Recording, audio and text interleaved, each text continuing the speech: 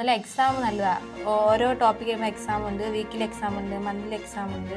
അതെല്ലാം ഭയങ്കര നമുക്ക് വാശിയാണ്. ഫസ്റ്റ് റാങ്ക് വരുമ്പോൾ നമ്മളെ പേരെഴുതി കാണിക്കും, ഫസ്റ്റ് റാങ്ക് എന്ന് പറഞ്ഞ്.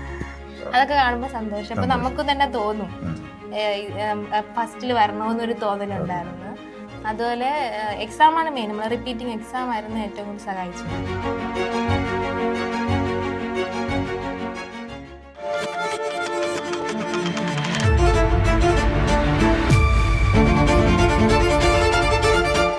ഇന്ന് സഹകാരിയിൽ സന്തോഷം പങ്കുവയ്ക്കാൻ എത്തിയിരിക്കുന്നത് വേറെ ആരുമല്ല, കോഴിക്കോട് ജില്ലയിൽ 594/2024 അല്ലേ കാറ്റഗറി നമ്പർ പ്രകാരം ലൈഫ് സ്റ്റോക്ക് ഇൻസ്പെക്ടർ പരീക്ഷയിൽ 1ാം റാങ്ക് മേടിച്ചിട്ടുള്ള നമ്മുടെ പ്രിയപ്പെട്ട അനംഷയാണ്.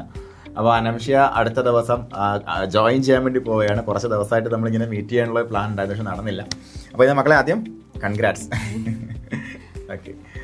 അപ്പോൾ അനംഷ, നമുക്ക് ഇത്തരത്തിൽ പ്രത്യേകിച്ച് ഇങ്ങനെ നോട്ടിഫിക്കേഷൻ വന്നപ്പോൾ നമ്മൾ അറിയാമല്ലോ കുറച്ചധികം പേരുണ്ട്. അതിൽ ആദ്യ റാങ്കുകൾ എത്തുന്ന ആൾക്കാർക്കാണ് അഡ്വൈസ് ഉറപ്പിക്കാൻ പറ്റുക. അപ്പോൾ അങ്ങനെ വന്നപ്പോഴത്തേക്കും എങ്ങനെയാണ് സഹകാരിയിലേക്ക് എത്തിപ്പെടുന്നത്? ഫസ്റ്റ് 2019 ലൈഫ് സ്റ്റോക്ക് ഇൻസ്പെക്ടർ സാറിൻ്റെ യൂട്യൂബ് ക്ലാസ് കണ്ടിട്ടാണ് ഫസ്റ്റ് സാറിനെ പരിചയപ്പെടുന്നത്. അതിന് ശേഷമാണ് നമുക്ക് കേരളീ ബോർഡ് വിളിച്ചു. ആ സമയത്താണ് സഹകാരിയിൽ ജോയിൻ ചെയ്തത്. ആ സമയത്ത് എക്സാം എഴുതാൻ പറ്റിയില്ല. അപ്പോൾ മൂന്നാമത്തെ ഈ അറ്റംപ്റ്റിലാണ് സാറിൻ്റെ സഹകാരിയിൽ ചേർന്ന് ഇപ്പോൾ ഈ ഒരു റാങ്ക് കിട്ടിയത്. ഓക്കെ. അപ്പോൾ ആദ്യ റാങ്കിലെത്തി നിൽക്കുന്നു അനംഷ. അപ്പോൾ നമുക്ക് അറിയാം ലൈഫ് സ്റ്റോക്ക് ഇൻസ്പെക്ടർ എന്ന് പറയുമ്പോഴത്തേക്കും നമുക്ക് കുറച്ച് കാര്യങ്ങൾ എന്ന് പറഞ്ഞാൽ 2 പുസ്തകമാണ് പഠിക്കാനുള്ളത് അല്ലേ. അപ്പോൾ അതിനകത്ത് നമ്മളിപ്പോൾ ഓൺലൈൻ ക്ലാസ്സിൽ സ്വീകരിക്കുന്ന സ്ട്രാറ്റജി എന്ന് പറയുമ്പോഴത്തേക്കും പ്രധാനമായിട്ടും നിങ്ങളെ ആ ഓരോ ടോപ്പിക്കായിട്ട് ഏറ്റവും Z കാര്യങ്ങൾ പഠിപ്പിക്കുക.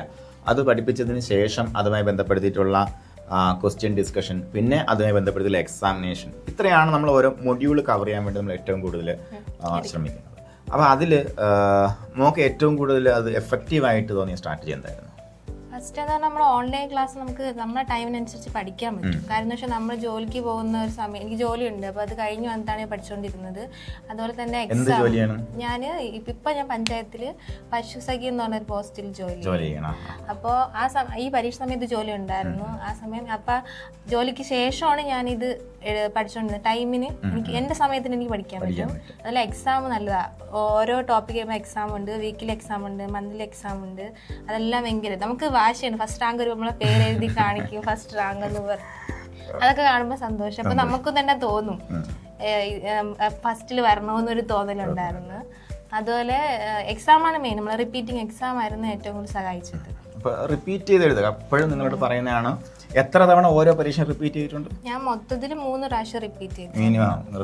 മൊത്തത്തിൽ അത് ഓരോ റിപ്പീറ്റ് സാറ് ഇത് എനിക്ക് വിളിക്കും, സാർ റിപ്പീറ്റ് എത്ര പ്രാവശ്യം ചെയ്തു, അത് എനിക്ക് ഓരോ പ്രാവശ്യം റിപ്പീറ്റ് ചെയ്ത് പഠിച്ചത്.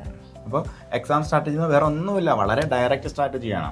കാര്യം നമുക്ക് പുസ്തകത്തിലുള്ള ഓരോ വരികളും ചോദ്യങ്ങളാക്കി നിങ്ങൾക്ക് തരികയാണ്. അപ്പോൾ ആ ചോദ്യങ്ങൾ നിങ്ങളിങ്ങനെ റിപ്പീറ്റ് ചെയ്ത് പ്രാക്ടീസ് ചെയ്യുക എന്നുള്ളത് തന്നെയാണ്. അപ്പോൾ അങ്ങനെ ചെയ്താൽ മാത്രമേ നമുക്ക് ആദ്യ റാങ്കിലേക്ക് ഉറപ്പായി എത്താനും പറ്റത്തുള്ളൂ. അപ്പോൾ അത് നിങ്ങൾ ഈ ഒരു പ്രിപ്പറേഷനിൽ വളരെയധികം ശ്രദ്ധിക്കുക. ഈ ഒരു പ്രിപ്പറേഷൻ മാത്രമല്ല, സഹകാരിയുടെ ഏത് ബാച്ചിൽ നിങ്ങൾ വന്ന് പഠിക്കുകയാണെന്നുണ്ടെങ്കിലും ഡെയിലി എക്സാമിനേഷൻ റിപ്പീറ്റ് ചെയ്ത് എഴുതുക എന്ന കാര്യത്തിൽ നന്നായിട്ട് ശ്രദ്ധിച്ചാൽ മാത്രമേ നമുക്ക് എന്ത് ചെയ്യാൻ പറ്റത്തുള്ളൂ, എത്താൻ പറ്റത്തുള്ളൂ. അപ്പോൾ നമ്മുടെ ഈ ഒരു വിജയം ശരിക്കും പറഞ്ഞാൽ ഈ 1ാം റാങ്ക് ശരിക്കും ആദ്യം ചോദിക്കേണ്ട ചോദ്യമാണ്, 1ാം റാങ്ക് ആർക്കാണ് നമ്മളെ സാധിക്കുന്നത്? സഹകാരി സാറിന് തന്നെ. കാര്യം എന്ന് വെച്ചാൽ നമുക്കൊക്കെ ഒരു സ്വപ്നമായിരുന്നു ഫസ്റ്റ് റാങ്ക് കിട്ടിയിട്ട് ജോലിക്ക് കയറണം. പക്ഷെ ആ സമയമൊക്കെ ചിന്തിക്കുമ്പോൾ നമുക്ക് കിട്ടുമോ, പക്ഷെ എന്നാൽ പോലും ഈ ഒരു കാറ്റഗറി എക്സാം ആയാൽ പോലും നമുക്കത് എഴുതി ഫസ്റ്റ് റാങ്ക് കിട്ടി ജോയിൻ ചെയ്യുമ്പോൾ ഏറ്റവും കൂടുതൽ സന്തോഷം സാറിന് ഈ ഒരു സഹകാരിയുടെ അടുത്തും സാറിൻ്റെ അടുത്താണ്. അതല്ലേ ഫാമിലി മെമ്പേഴ്സ് എസ്പെഷ്യലി. ആരാണ് നമ്മൾ ഏറ്റവും കൂടുതൽ പ്രൊമോട്ട് ചെയ്ത ആരാണ്? ഫസ്റ്റ് എനിക്ക് സാർ ഇങ്ങനെ പറയും, ഇങ്ങനെ പഠിക്കണം എന്ന് പറഞ്ഞാൽ ശ്യാം സാറിൻ്റെ. സെക്കൻഡ് എൻ്റെ ഹസ്ബൻഡ് ഭയങ്കര സപ്പോർട്ടാണ്. വരാൻ പറ്റിയില്ല, ഭയങ്കര വിഷമമൊക്കെ ഉണ്ട് ആൾക്ക്. ഭയങ്കര സപ്പോർട്ടാണ്. ഫാമിലി ആയാലും ഭയങ്കര സപ്പോർട്ടാണ്. ഹസ്ബൻഡ് പറയും നീ പഠിക്ക്, വേറെ ഒന്നും നോക്കണ്ടെന്ന് പറയുന്ന ഒരാള് ഇല്ല.